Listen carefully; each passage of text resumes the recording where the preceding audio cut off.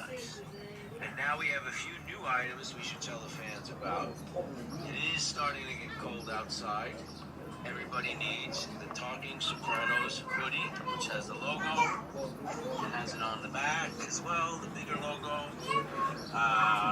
They look great. They come in black and gray. They have our logo on the front and back. We got the baseball cap, Talking Sopranos baseball cap. That's nice. I like that very much. We also got the beanies, like the winter kind of hats coming.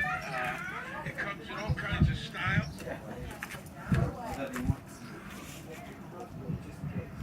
Black Friday sale, a really good sale.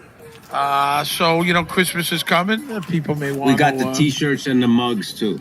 People may want to buy something. I'm going to let Why this now? go. We'll blow your bloody head off. But I see you went back to the Michael Imperioli first.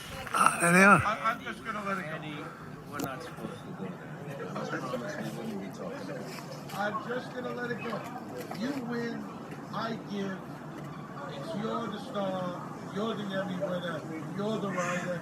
I'm just the fat sidekick. There are a lot of... I'm like the Ed McMahon of this podcast.